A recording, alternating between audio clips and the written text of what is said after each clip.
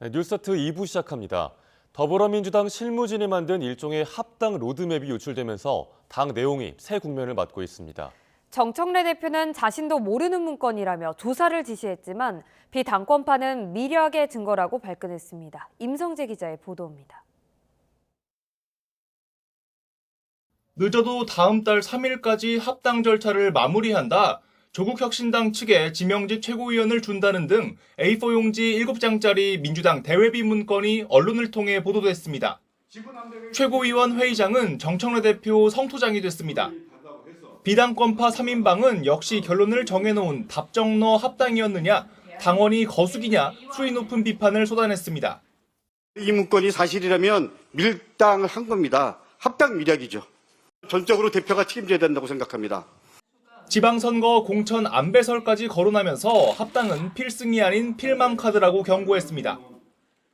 전국지사 공천권까지 제공하려 했다는 내용까지 들어있다고 합니다. 밀실합의가 아니면 성립하기 어려운 일정이고 이번 주 내내 코앞에서 직격을 당한 정 대표는 자신 역시 보고받지 못한 내용이라며 어떻게 유출됐는지 진상조사를 지시했습니다. 저도 신문을 보고 아는, 그리고 최고위원 어느 누구도 이런 내용에 대해서 알거나 보고받지 못한 내용들입니다. 당무를 총괄하는 조승래 사무총장도 그동안의 합당 사례를 정리한 자료일 뿐이라며 진화에 진땀을 뺐습니다. 실무적으로 작성된 이후에 대표나 최고위 회의에 보고되고 논의된 바가 없는 그런 문건. 하지만 반발 최고위원들은 분이 풀리지 않는 듯 별도 회견까지 열어 정 대표 사과를 요구했습니다. 최소한 누군가하고 상의를 했으니 그거에 기초해서 이런 내용을 쓴 거 아니겠습니까? 정 대표는 중진 의원들과의 릴레이 만남으로 합당 관련 의견 수렴을 이어갔고 다음 주엔 의원총회에서 경청의 시간을 갖기로 했습니다. 2주 넘게 이어지는 합당 논의에 피로도를 호소하는 당내 목소리가 적다는 만큼 정 대표가 결단을 마냥 미룰 수만은 없을 거란 전망이 나옵니다. YTN 임성재입니다. 국민의힘 장동혁 대표가 재신임 승부수를 던졌지만 당내 공방과 혼란은 여전합니다. 당이 수구 집단으로 변질됐다며 김영삼 전 대통령 존영을 내려달라는 유족의 요구도 나왔습니다. 박희재 기자가 보도합니다. 재신임 투표를 요구하면 따르겠다. 대신 직을 걸라는 장동혁 대표 제안에 국민의힘 개혁, 소장파를 중심으로 체념과 비판을 오가는 냉소적인 발언이 나왔습니다. 대구시장 출신 권영진 의원은 조폭식 공갈 협박, 제발 정신 좀 차리라고 했고 오세훈 서울시장은 당심에 갇혀 민심을 못 보면 패한다, 자격을 잃었다고 직격했습니다. 장 대표 사퇴를 요구했던 김용태 의원은 기대가 물거품이 된 자해 정치라고 지적했습니다. 정치를 하라고 했더니 이 포커판을 만들어버리는 직을 걸라는 식으로 자해 정치하는 것에 대해서 아직도 우리 지도부가 한가하구나. 일종의 선전포고 후에 제주도 민생행보에 나선 장 대표는 당내 공식적인 사퇴 요구는 없었다면서 의기양양한 표정입니다. 제 입장을 밝혔습니다. 그렇게 비판할 것이 아니라 직을 걸면 됩니다. 당권파도 반대파를 확실히 제압했다며 장동혁 리더십 흔들기는 끝났다고 규정했습니다. 국민의힘의 온실속 화초 같은 정치인들이 잡초 같은 장동혁을 상대하지 못한다고 생각을 합니다. 이 온실속 화초들을 장동혁이라는 잡초가 확실하게 제압한 한 방이라고 생각합니다. 장동혁 지도부의 좌충우돌 속에 김영삼 전 대통령 존영이 새 전선이 됐습니다. 최근 입당한 극우 유튜버 고성국 씨는 당사의 전두환, 윤석열 사진도 걸자고 제안했는데 이에 김 전 대통령의 처남 김현철 씨는 YS 정신을 버린 수구 집단 국민의힘에서 당장 사진을 내려달라고 주문했습니다. 어차피 이번 지방선거는 대표의 잘못된 선택 때문에 참패할 거라며 장동혁 대표를 정조준했습니다. 지도부는 오해라고 해명에 진땀을 뺐습니다. 사진을 걸고 이런 것들에 대해서 저희 지도부는 단 한 번도 얘기한 적이 없습니다. 그거는 유튜브에서 떠도는 얘기고 저희가 그거를 수용할 이유가 없다고 생각합니다. 제명된 한동훈 전 대표는 김현철 씨의 SNS를 공유하며 힘을 실었는데 일요일 이만석 규모 토크 콘서트에서 새 결집에 나설 예정입니다. 장 대표 측은 시끄럽던 거취 문제가 일단락됐다고 보는 분위기입니다. 하지만 계파 갈등은 여전하고 윤석열 전 대통령 1심 선고와 지방선거 공천 등이 맞물려 파열음이 잦아들지는 불투명합니다. YTN 박희재입니다. 국내 2위 가상자산거래소 빗썸에서 이벤트 참여자들에게 2,000원씩을 주려다가 각각 2,000비트코인, 약 200억여 원을 잘못 지급하는 초유의 사고가 발생했습니다. 빗썸은 고객 자산 손실이나 피해는 없었다고 강조했지만 갑자기 시장에 쏟아진 매물로 거래소의 비트코인 값은 한때 15% 가까이 급락했습니다. 보도에 강민경 기자입니다. 어제 저녁 7시쯤 한 가상자산 관련 사이트에 올라온 글입니다. 자신의 지갑에 갑자기 2,000비트코인이 들어왔다며 평가 금액 1,900억 원이 넘게 찍힌 계정 사진을 첨부했습니다. 비슷한 시각 국내 2위 가상자산 거래소 빗썸의 비트코인 시세는 곤두박질 쳤습니다. 갑자기 매도 물량이 쏟아지면서 비트코인 가격은 한때 8천만 원대 초반, 평균 시세 대비 15% 넘게 떨어졌습니다. 빗썸의 전산 오류가 의심된다는 관측이 빗발친 가운데 빗썸은 약 5시간 뒤인 자정쯤 사과문과 함께 오입금 사고를 공식 인정했습니다. 이벤트 지급 과정에서 일부 고객에게 비정상적인 수량의 비트코인이 지급됐다는 건데 이날 빗썸에서는 특정 이벤트 참여자에게 최소 2,000원어치의 비트코인을 주는 행사를 진행했습니다. 즉 2,000원을 주려다가 2,000비트코인을 잘못 지급해버렸다는 겁니다. 이렇게 뿌려진 물량은 50만 비트코인 상당, 즉 50조 원에 가깝다는 추측이 쏟아지는 가운데 빗썸은 이상 징후를 파악한 즉시 거래를 제한했고 시장 가격도 5분 안에 정상화됐다고 설명했습니다. 또 도미노 청산 방지 시스템이 작동해 이용자들이 우려하는 연쇄 청산은 발생하지 않았다고 해명했습니다. 이번 사건은 외부 해킹이나 보안 침해와는 무관하고 고객 자산 관리에도 문제가 없다는 게 빗썸 측의 설명입니다. 하지만 빗썸은 잘못 지급된 비트코인 물량과 회수한 규모 등에 대해서는 아직 공지하지 않았습니다. 일부 비트코인은 이미 외부 가상자산 거래소나 현금 등으로 인출된 걸로 알려져 엎질러진 물을 전부 담기는 쉽지 않을 거란 관측도 나옵니다. 금융당국 역시 사고 경위 파악에 나선 걸로 알려진 만큼 파장은 한동안 이어질 전망입니다. YTN 강민경입니다. 물가 상승률보다 낮은 수익률을 기록하고 있는 퇴직연금 제도가 20년 만에 대대적으로 바뀌게 됩니다. 정부와 사용자, 노동자 단체가 모든 사업장의 퇴직연금 도입 의무화와 퇴직연금 기금화에 합의했습니다. 염혜원 기자입니다. 지난 2005년 도입된 퇴직연금은 지난해 말 기준 500조 원 규모가 됐지만 평균 수익률은 2.07%에 불과합니다. 평균 물가 상승률인 2.3%에도 미치지 못하는 겁니다. 결국 구조적 개선이 필요하다는 데에 노사정 모두 공감하고 대대적 수술에 들어가기로 했습니다. 먼저 모든 사업장에 퇴직연금 도입을 단계적으로 의무화하기로 했습니다. 그동안에는 2012년 이후 세운 회사만 의무적으로 도입했고 도입하지 않더라도 처벌 규정은 없었습니다. 때문에 재작년 기준 퇴직연금 도입 사업장은 43만 5천 개로 26.5%에 그쳤습니다. 다만 중도 인출이나 일시금 수령 등 근로자의 선택권은 지금과 똑같이 보장하기로 했습니다. 이와 함께 노사정은 기금형 퇴직연금 도입에도 합의했습니다. 여러 회사의 퇴직연금을 공동기금으로 조성해 운용하는 방식인데 종잣돈이 커져서 수익률을 높일 수 있다는 장점이 있습니다. 은행, 증권사 등의 금융기관을 비롯해서 국민연금공단도 운용 주체로 참여할 수 있습니다. 현행 계약형 중심의 퇴직연금 제도의 한계를 보완하고 가입자의 선택권을 확대하기 위해 기금형 퇴직연금 제도를 활성화한다. 기금형으로 일원화 하는 것이 아니며 계약형과 병행하여 운영한다. 하지만 퇴직연금 기금화에 반대하는 국민동의 청원이 올라오는 등 반발도 만만치 않습니다. 관련법 개정을 위한 국회 연금개혁특위에서도 개인의 재산권과 노후 소득 안정을 두고 여야의 이견이 좁혀지지 않고 있어 실제 시행까지는 넘어야 할 산이 아직 많습니다. YTN 염혜원입니다. 쿠팡이 미국 워싱턴 정과에 막대한 로비 자금을 투입해 한국 정부의 규제에 대응하고 있다는 외신 보도가 나왔습니다. 현지 시간 5일 미국 경제 전문 매체인 블룸버그 통신은 지난 3일 미 의회에서 열린 비공개 회의에서 의원들이 여한고 산업부 통상교사 본부장에게 쿠팡에 대한 집중 질문 공세를 벌였다고 보도했습니다. 그러면서 이는 미 고위급 인사들에 대한 쿠팡의 로비와 맞물려 나왔다며 쿠팡이 지난 2년간 최소 550만 달러, 우리 돈으로 약 80억 원을 들여 워싱턴 정가에 강력한 우군을 확보했다고 짚었습니다. 블룸버그는 미 하원 법사위가 쿠팡 한국 대표에게 소환장을 발부하는 등 쿠팡 문제가 트럼프 행정부의 관세 위협과 맞물려 한미 통상 갈등의 새로운 뇌관으로 떠오르고 있다고 강조했습니다. 이런 가운데 헤럴드 로저스 쿠팡 한국법인 임시대표가 경찰에 다시 출석해 14시간 동안 조사를 받고 오늘 새벽 귀가했습니다.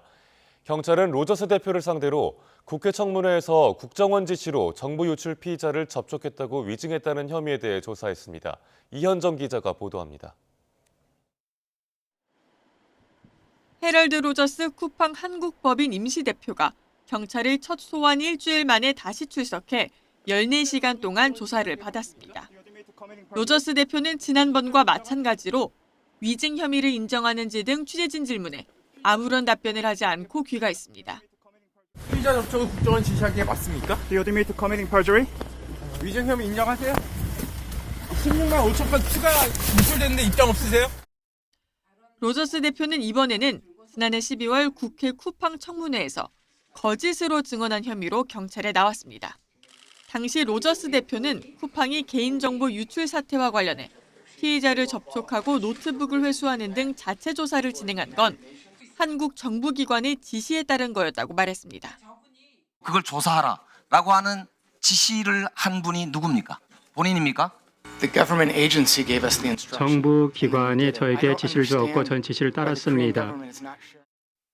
하지만 조사를 지시한 정부기관으로 지목된 국가정보원은 쿠팡에 어떠한 지시와 명령을 한 사실이 없고 그럴 위치에 있지도 않다고 반박했습니다. 경찰은 로저스 대표를 상대로 국회 청문회 발언의 사실관계와 근거 등을 추궁했습니다. 로저스 대표는 지난달 30일에는 처음으로 경찰에 출석해 쿠팡의 자체 조사 과정에서 증거를 인멸했다는 의혹과 관련해 조사를 받았습니다. 경찰은 물류센터 노동자 고 장덕준 씨 산업재해 은폐 의혹과 관련해서도 절차와 규정에 따라 로저스 대표에 대한 소환 조사를 추진한다는 계획입니다. YTN 이현정입니다. 지금은 온라인 사업자에게만 허락된 새벽 배송을 이제 대형마트도 할 수 있도록 폭넓게 허용하는 방안을 정부와 여당이 검토하고 있습니다. 대규모 정부 유출 사태가 벌어진 쿠팡 사태가 변수가 된 건데요. 소상공인의 반발은 물론 여당 내에서도 이견이 심상치 않습니다. 윤웅성 기자가 취재했습니다. 자정전에 클릭하면 아침에 받아볼 수 있는 편리한 시스템. 쿠팡이 유통 공룡으로 성장한 핵심은 단연 새벽 배송입니다. 유통산업발전법상 골목상권 보호를 위해 심야 영업이 불가능한 대형마트와 달리 쿠팡 등 전자상거래 업체는 이 규제를 적용받지 않습니다.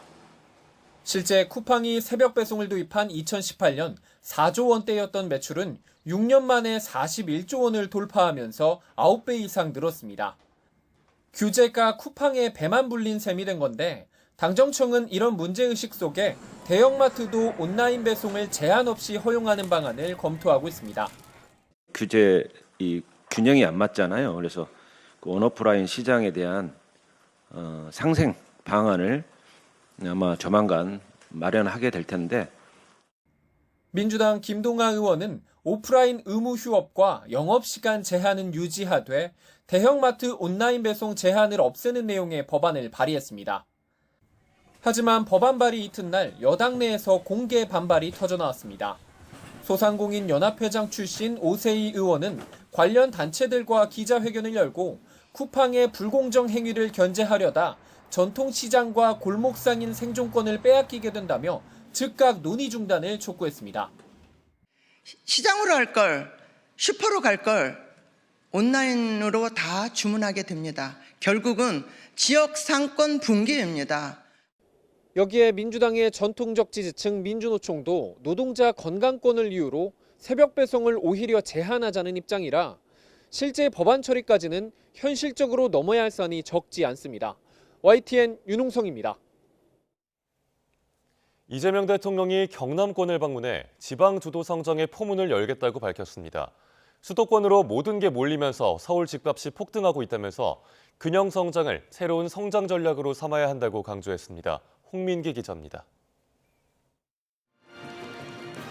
경북 김천과 경남 거제를 잇는 남부내륙 철도 착공식에 참석한 이재명 대통령. 자원과 기회를 수도권에 집중하는 이른바 몰빵 전략은 이제 한계를 맞았다며 부동산 문제를 다시 거론했습니다. 서울로 모든 것이 모여서 서울은 집값이 폭등하고 사람이 살 수 없는 지경으로 변하고 지방은 사람들이 사라져서 소멸하는. 철도 개발로 인한 모든 결실은 지역 주민들이 누리게 될 거라며 이번 착공식을 계기로 지방주도 성장의 포문을 열겠다고 강조했습니다. 지방주도 성장의 새로운 문을 열어젖히는 역사적인 날로 기억될 것입니다. 그렇지 않겠습니까, 여러분?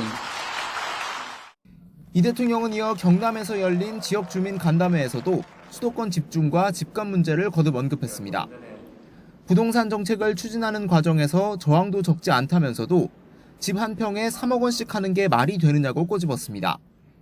이를 정치를 통해 해결해야 한다면서 진보 정부의 험지로 꼽히는 영남권 정치 성향을 염두에 둔 듯한 발언도 남겼습니다.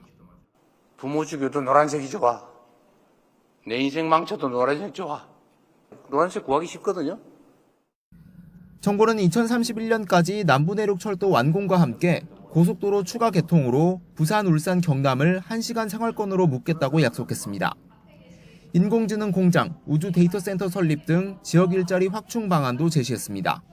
YTN 홍민기입니다.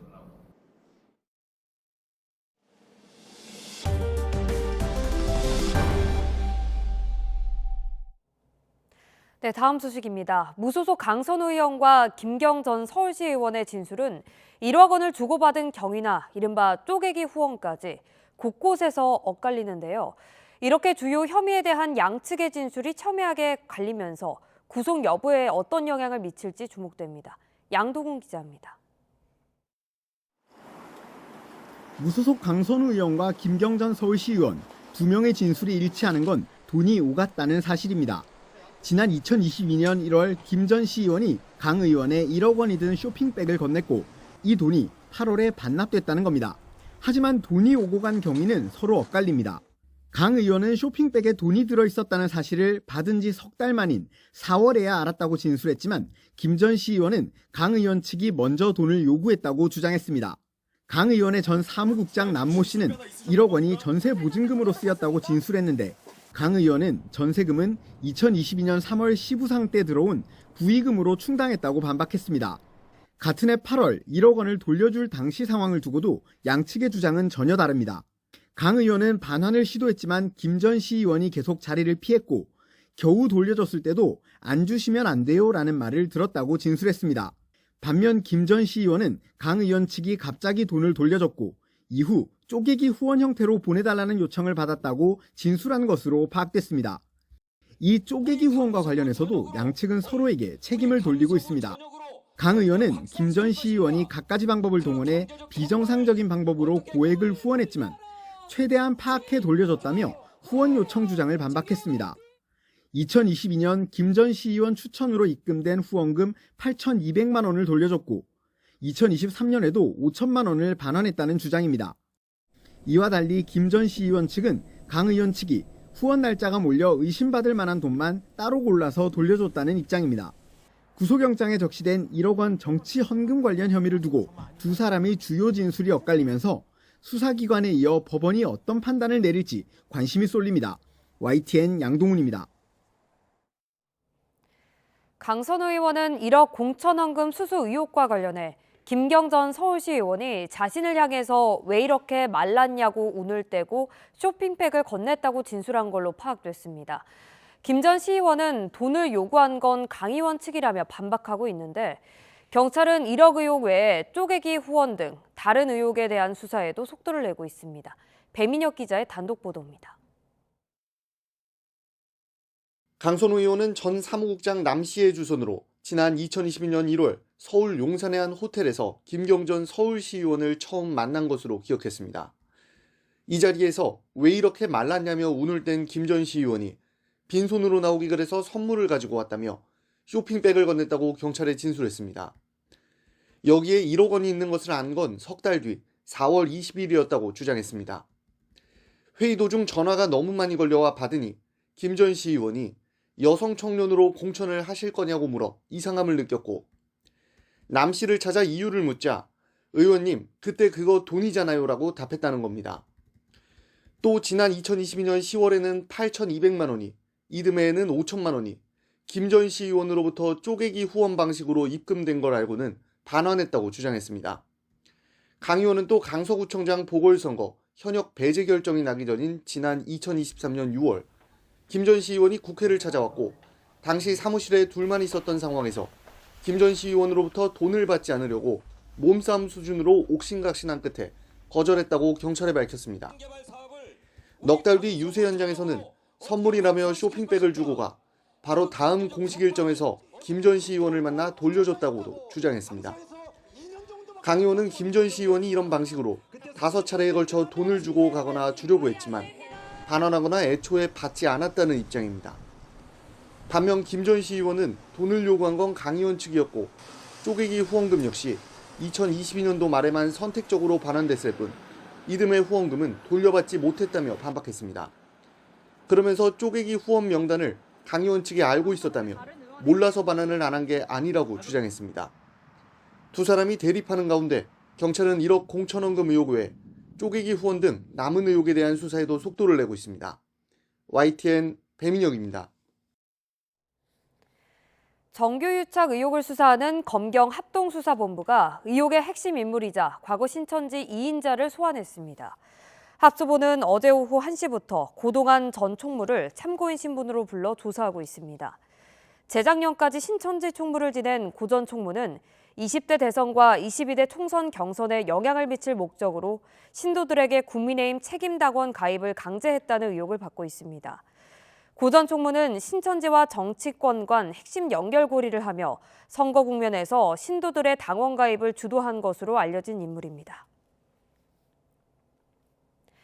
권창영 2차 종합특검은 12.3 비상계엄 관련 수사에 의지를 드러냈습니다. 초기 수사도 여기에 집중될 걸로 전망됩니다. 김영수 기자가 보도합니다.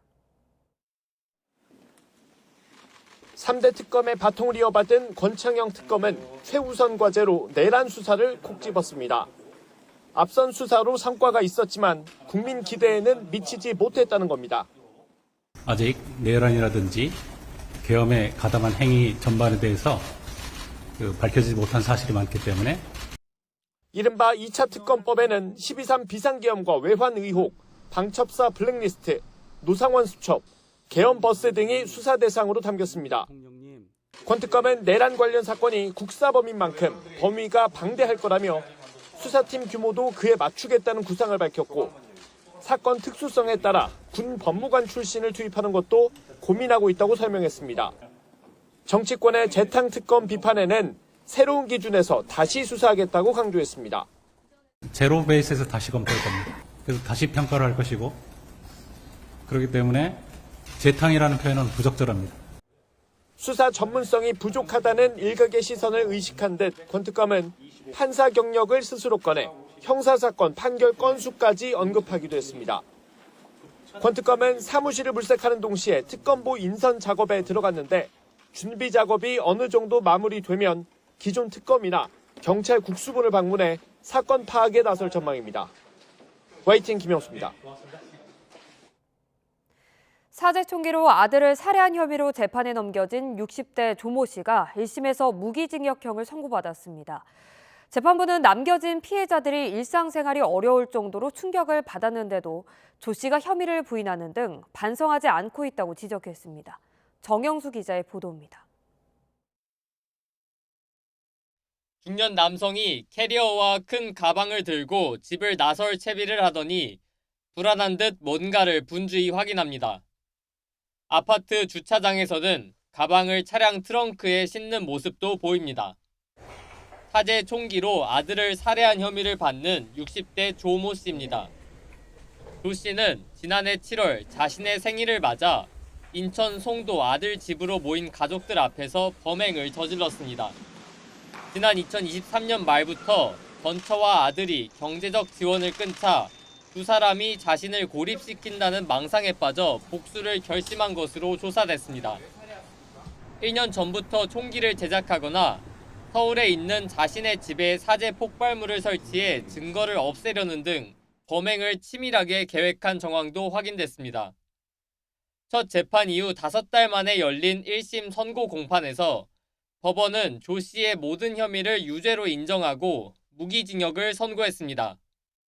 재판부는 조 씨가 아들을 살해하고 며느리와 손자 등을 살해하려고 했을 뿐 아니라 자신의 아파트에 점화장치를 설치해 대형 화재를 일으킬 수 있었다며 죄질이 무겁다 지적했습니다. 조 씨는 그동안 며느리, 손자까지 살해할 의도는 없었다며 살인 미수 혐의는 부인해왔지만 재판부는 조 씨가 아들을 살해한 뒤 재장전된 총을 들고 다른 가족들에게 다가갔고 이들이 도망치자 방문을 열려하는 등 살해 의도가 분명하다고 판단했습니다. 그러면서 피해자들이 일상생활이 어려울 정도로 큰 충격을 받았는데도 조 씨가 이들에게 저지른 범죄를 부인하며 반성하지 않고 있다고 질타했는데 연녹색 수의를 입고 법정에 나온 조 씨는 선고 내내 시종일관 담담한 모습이었습니다. 조 씨에게 사형을 구형한 검찰은 판결문을 분석한 뒤 항소 여부를 검토할 전망입니다. YTN 정윤수입니다. 인천 색동원 성폭력 사건과 관련해 여러 여성이 원장에게 비슷한 방식의 범행을 당했다고 털어놓은 것으로 YTN 취재 결과 확인됐습니다. 경찰은 진술 내용이 구체적인 부분까지 일치한다는 점에 주목해 구속영장 신청을 적극 검토하고 있습니다. 표정우 기자입니다. 색동원 원장은 2차례에 걸친 경찰 조사에서 중증 발달장애인 여성들을 성폭행했다는 혐의를 대부분 부인했습니다. 입소자들 성폭행한 혐의 인정하십니까? 하지만 경찰은 피해 여성들의 진술이 범행 수법과 당시 상황까지 서로 비슷하다는 점에 주목하고 있습니다. 여러 피해자가 같은 방식의 범행을 공통적으로 설명한 겁니다. 의사소통이 어려운 피해자들은 몸짓으로 고통스러운 기억을 떠올렸는데 이마저도 유사했던 걸로 조사됐습니다. 경찰은 의사표현이 어려운 중증 발달장애인들의 설명이 공통된다는 점에서 진술의 신빙성이 높다고 보고 있습니다. 공통적으로 유사하게 얘기하는 게 사실은 드문데 최근까지 반복적으로 있었기 때문에 그렇게 진술할 수 있었지 않은 발달장애인의 기억에 각인되어 있는 거죠. 경찰은 색동원 CCTV와 근무 기록, 피해자들의 진술 등을 대조하며 혐의 입증에 속도를 내고 있습니다. 색동원 원장이 혐의를 부인하고 있는 가운데 경찰이 신병 확보에 나서게 될지 관심입니다. YTN 표정우입니다. 지난 3일 SPC 삼립 시아공장에서 대형 화재가 발생한 가운데 당시 화재 현장을 비추던 CCTV가 소실된 것으로 확인됐습니다. 소방청은 어제 더불어민주당 양부남 의원실에 제출한 자료에서 SPC 삼립 시화공장 R동에는 층마다 CCTV가 설치돼 있지만 불이 시작된 3층과 그 위 4층에 설치된 CCTV는 불에 타서 소실됐다고 밝혔습니다. 이와 관련해 경찰은 화재가 난 공장 CCTV 저장 장치 일부를 확보해 포렌식을 시도할 방침인 것으로 파악됐습니다. 다만 불에 탄 정도가 심해서 복구 가능성이 크지 않은 것으로 전해졌습니다. 부동산 프로젝트 파이낸싱 시장에서 한 금융사가 내부 정보를 이용해 시행사의 사업권을 강탈하려 했다는 의혹이 제기됐습니다.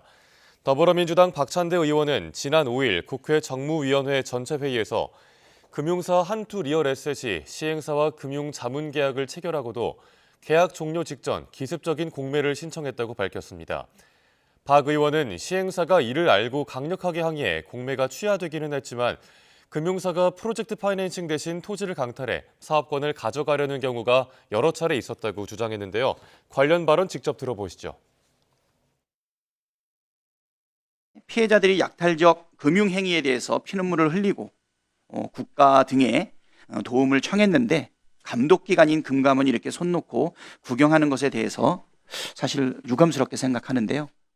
부실 PF를 중심으로 저희가 보고 있었는데 사실은 이게 일반적인 PF 현장의 정상화라는 측면에서도 이런 부분들에 관한 것들이 점검되어야 된다고 저희도 판단하고 있기 때문에 그리고 의원님이 지적하신 부분들 반영해서 PF 현장을 전반적으로 점검해서 이런 일이 재발되지 않도록은 제대로 챙겨보도록 하겠습니다. 가상화폐가 끝도 없이 추락하고 있습니다. 가상화폐 대표 종목인 비트코인이 한때 심리적인 저항선으로 꼽혔던 7만 달러 선마저 무너지자 이제 가상화폐 시간은 끝났다는 절망적인 분석이 커지고 있습니다. 김선중 기자입니다. 미국 가상화폐 거래소 코인베이스에서 비트코인 한 개 가격은 12%나 떨어진 6만 4천 달러대를 기록했습니다. 지난 2024년 9월 이후 17개월 만에 가장 낮은 수치입니다. 심지어 장중에는 6만 달러까지 내려가기도 했습니다. 특히 올해 들어서만 30%가 넘게 떨어지고 있습니다. 지난해 10월 사상 최고치를 기록했던 12만 6천 달러대와 비교하면 반년도 안 돼 반토막이 난 겁니다. 가상화폐 친화 정책을 내건 트럼프 대통령 당선 이후 상승분을 사실상 모두 반납했습니다. 심리적 저항선으로 여겨지던 7만 달러까지 맥없이 무너지면서 비관적인 전망은 더욱 짙어지고 있습니다. 스콧 베선트 미국 재무장관이 가상화폐에 대한 구제금융은 없을 것이라고 말한 게 치명적이었습니다. 해외 언론들은 가상화폐가 더 이상 금이나 미국 달러처럼 안전자산 역할을 하지 못하고 이제는 생존 가능성에 대한 의심만 커지고 있다고 지적했습니다. 여기다 일부 투기 자금이 스포츠 도박이나 정치 연예 이슈에 돈을 거는 이른바 예측 시장으로 빠져나가면서 이러다 2만 달러까지 떨어질 수 있다는 시각도 있습니다. 가상화폐 시총 2위 종목인 이더리움도 2,000달러 선이 무너졌고 가상화폐 관련 주식들도 줄줄이 급락했습니다. YTN 김선중입니다. 서울 등 중부 곳곳에 한파특보가 내려진 가운데 주말과 휴일 중부 내륙의 아침 체감온도가 영하 20도 가까이 떨어집니다. 서해안과 제주도에는 주말 밤사이 많은 눈이 내리겠는데요. 돌풍과 풍랑까지 더해질 수 있어서 주의가 필요합니다. 정혜윤 기자가 보도합니다. 온화했던 입춘을 뒤로하고 다시 찬바람을 동반한 동장군이 찾아왔습니다. 칼바람이 몰아친 도심 폭포는 미처 풀리기도 전에 다시 꽁꽁 얼어붙었습니다. 서울 아침 기온은 영하 8.2도, 체감온도는 영하 14.9도까지 떨어졌고 강원도 화천 산해면은 영하 18.3도, 체감온도는 영하 30도에 육박했습니다. 주말에는 바람의 강도가 더 매서워질 전망입니다. 서울 등 중부 내륙의 아침 기온이 영하 10도 아래로 내려가면서 체감온도가 영하 20도에 육박하겠고 이 같은 추위는 휴일까지 이틀가량 지속하겠습니다. 경기 북부와 강원 북부에는 경보가, 서울 등 중부와 전북, 경북 지방에는 한파주의보가 확대 발령됐습니다. 우리나라 북쪽에서 내려오는 찬 공기가 주말 동안 영향을 주면서 아침 기온이 영하 12도 이하로 떨어지는 곳이 많겠고 낮에도 영하권으로 바람이 강해 체감온도는 더욱 낮겠습니다. 강추위 속에 호남 서해안과 제주도에는 눈이 내릴 전망인데 일부 지역은 대설특보 기준을 웃도는 눈이 내릴 수 있어 빙판길 등 미끄럼 사고에 대한 주의가 필요합니다. 또 서해안과 제주도에는 강풍특보 수준의 돌풍이 불고 해상으로 파도가 높게 일 것으로 보여 항공기와 여객선 결항도 우려됩니다. 제주도와 전라 서해안 등 우리나라 해안가 중심으로 이 행락객이나 여행을 하실 분들이 계실 것으로 보이는데요. 굉장히 강한 바람과 더불어 강풍, 그리고 해상에서의 높은 파도로 인한 풍랑에 대한 주의도. 이번 한파는 월요일 낮부터 영상권을 회복하며 풀릴 예정입니다. 다만 다음 주 중반 전국에 또 한 차례 비나 눈이 예고돼 당분간 날씨 변화가 클 전망입니다. YTN 정혜윤입니다. 미국과 이란이 팽팽한 기싸움 끝에 이란 핵 개발에 대한 협상을 8개월 만에 재개했습니다. 이란은 좋은 출발이라며 협상은 핵 문제에 국한된다는 입장을 고수했고 미국은 추가 제재를 발표하며 경제적 압박을 이어갔습니다. 런던 조수연 특파원입니다. 미국과 이란 대표단이 우여곡절 끝에 오만 무스카트에서 핵협상을 재개했습니다. 미국 측에서는 트럼프 대통령의 특사 스티브 위트코프와 사위 제러드 쿠슈너가, 이란에서는 아바스 아라그치 외무장관이 대표로 나왔습니다. 직접 대면하지는 않고 오만 정부 관계자를 통한 간접적인 형식으로 8시간 동안 진행됐습니다. 회담을 마친 뒤 아라그치 장관은 양측 입장이 매우 긍정적인 분위기 속에서 전달됐다며 미국의 압박과 협박 없이 대화하는 게 중요하다고 강조했습니다. 또 이번 회담에서 핵 문제만 다뤘고 앞으로도 탄도미사일 등 다른 의제는 협상 대상이 아니라고 선을 그었습니다. در مجموع میتونم بگم که شروع خوبی بود ولی ادامه اون منوط به این هست که ما در به اصطلاح پایتخت‌ها مشورت‌هایی رو انجام بدیم و در مورد چگونگی ادامه تصمیم بگیریم.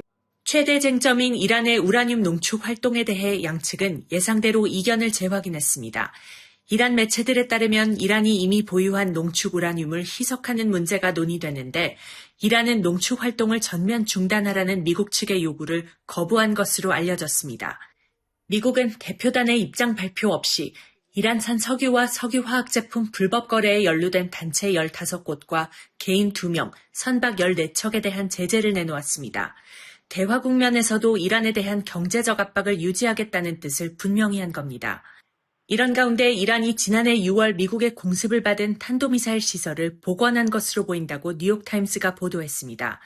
위성사진 분석 결과 최근 12개 이상의 미사일 시설에서 수리가 진행된 것으로 파악돼 미국의 공격 시 이란이 중동의 미군 기지를 보복할 가능성이 크다고 지적했습니다.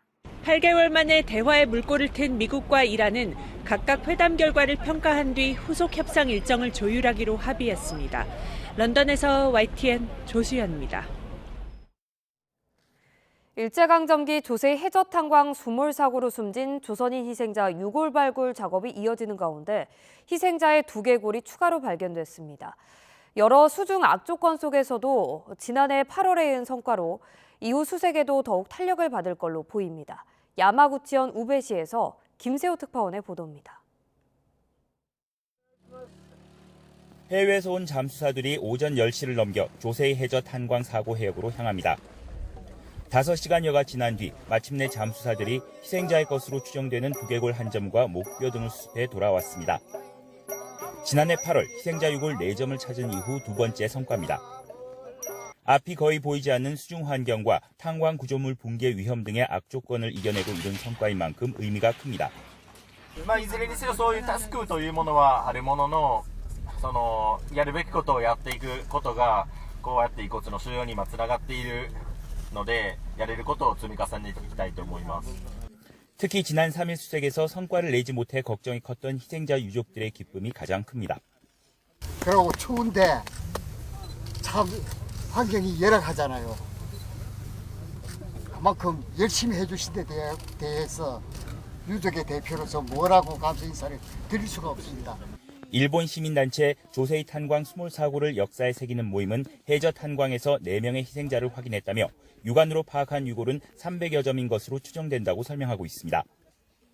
지난달 13일 한일 정상회담을 계기로 양국 정부는 희생자 유골 DNA 조사에 협력하기로 합의했습니다. 이번 추가 유골 발굴 성과로 이후 11일까지 이어지는 희생자 수습에도 더욱 힘을 받을 것으로 보입니다. 조세이 탄광 조선인 수몰 희생자들은 84년이 지난 지금도 차가운 바닷속에 갇혀 있지만 이들을 기억하고 역사에 새기려는 시민단체와 각계각층의 노력은 계속 이어지고 있습니다. 야마구치현 우베시에서 YTN 김세호입니다. 미성년자의 SNS 사용을 금지하는 움직임이 유럽 전역으로 확산하고 있습니다. 독일과 튀르키예가 새로 그 대열에 합류했는데요. SNS를 소유한 일론 머스크가 강력히 반발하고 나선 가운데 이 문제가 미국과 유럽의 새로운 갈등 요인이 될 수 있다는 전망이 나오고 있습니다. 보도에 유투건 기자입니다. 튀르키예 의회가 16세 미만 미성년자의 SNS 사용을 금지해야 한다는 권고를 담은 보고서를 발표했습니다. 이에 따라 조만간 입법 절차가 시작될 전망입니다. Tehlikelerden uyuşturucu, kumar, fuhuş aklınıza ne geliyorsa yani ahlaki erozyona sebep verecek her türlü 독일 집권 여당도 이달 열리는 전당대회에서 SNS 사용에 나이 제한을 두는 걸 안건으로 채택해 논의할 예정입니다.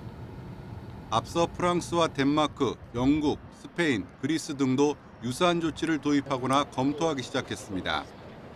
특히 스페인은 직접 나이 확인 시스템을 구축하고 SNS 경영진의 형사 책임을 강화하는 방안까지 제시했습니다.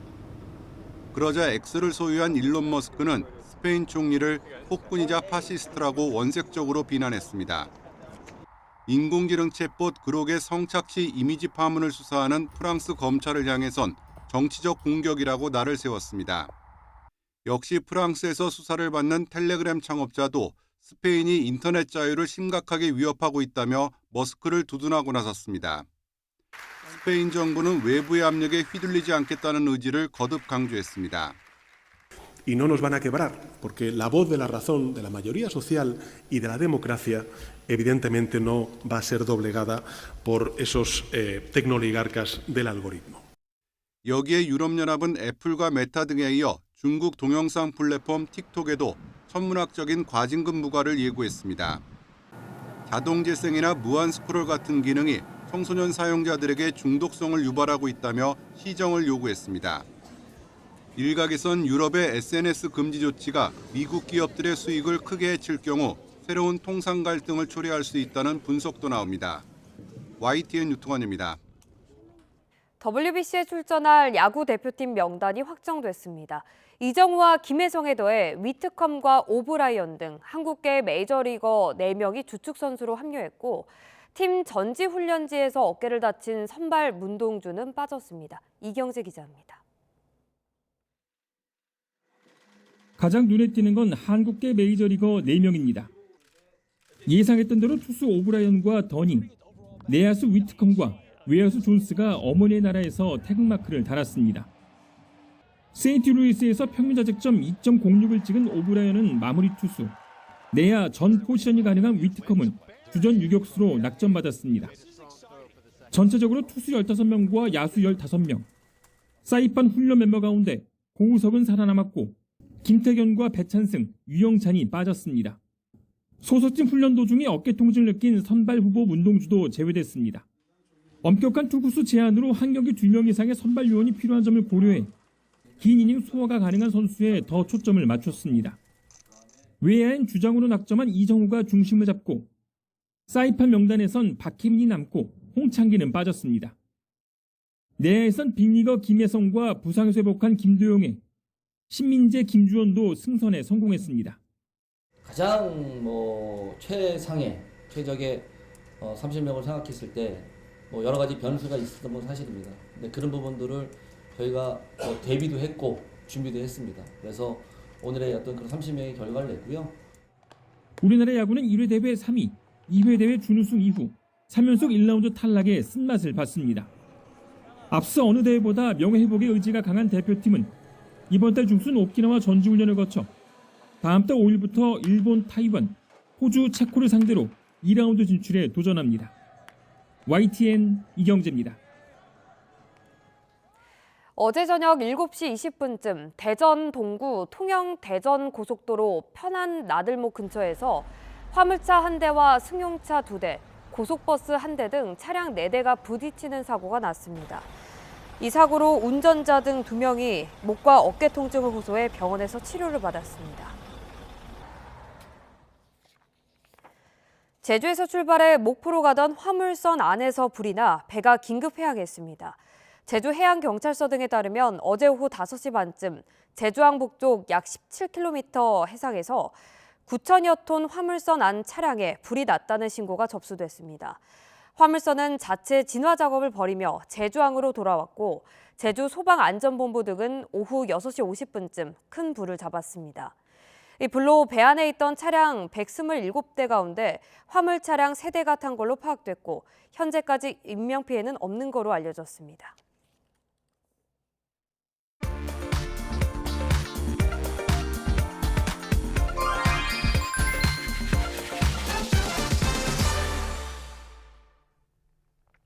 네, 이번 주말 교통 전망부터 살펴보겠습니다. 전국에 강추위가 다시 찾아오면서 고속도로의 교통량은 전주보다 감소하겠는데요. 특히나 토요일인 오늘은 지난주 대비 13만 대까지 적은 교통량을 보이며 지방 방향의 정체에 큰 불편은 없을 전망입니다. 이 시각 고속도로에도 정체가 아직 시작되지 않아서 어느 구간을 가시더라도 큰 무리가 없겠습니다. 오전 7시 출발 기준 서울에서 대전까지는 1시간 반이면 충분하겠고요. 서울에서 양양까지도 2시간 미만이면 이동시간 넉넉하겠습니다. 현재 호남권에 눈이 내리고 있어서 주의가 필요하겠습니다. 전국 대부분 지역에 한파특보가 내려진 가운데 이렇게 강한 바람 속에 눈발이 옆으로 날리고 있습니다. 눈길 주행하신다면 절대 감속해 주셔야겠는데요. 눈길에는 평소보다 주행속도를 50%까지 감속하더라도 승용차의 경우 4배, 또 화물차와 버스의 경우 7배까지 제동거리가 더 길어지기 때문에 안전거리 역시 넉넉히 두시는 게 좋겠습니다. 특히나 이 전북 지역을 중심으로 눈이 많이 내려서 도로 주변으로도 쌓여 있는데요. 이동 제설 작업까지 진행 중이기 때문에 작업 차량 주의해서 운전해 주셔야겠고요. 말씀드렸다시피 정체는 없는데요. 50번 영동고속도로 최대 정체 시간대인 11시 무렵 분기점 중심으로 혼잡이 이어질 전망입니다. 전방 주시 잘해주시고요. 고속도로 교통방송 유가연이었습니다.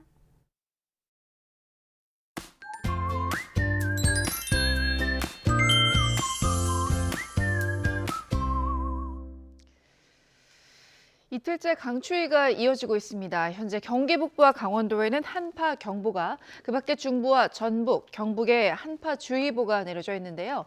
현재 기온 살펴보면 서울이 영하 10.2도, 춘천 영하 9.9도까지 떨어져 있습니다. 낮에도 영하권입니다. 서울이 영하 4도, 춘천 영하 1도에 머물겠고 대구 2도로 예상됩니다. 체감온도는 전국이 영하권에 머물 것으로 보입니다. 지금 추위 속에 남부를 중심으로 눈이 오고 있습니다. 울릉도 독도에는 대설 경보도 내려져 있는데요.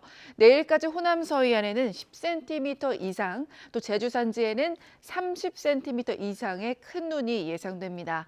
날도 건조합니다. 동쪽 지역뿐만이 아니라 수도권과 충청, 또 전남에도 건조특보가 내려져 있고요. 서해안과 또 제주도를 중심으로는 바람도 강하게 불고 있습니다. 안전사고 없도록 유의해 주시길 바랍니다. 추위는 월요일 낮부터 점차 풀릴 전망입니다. 날씨였습니다.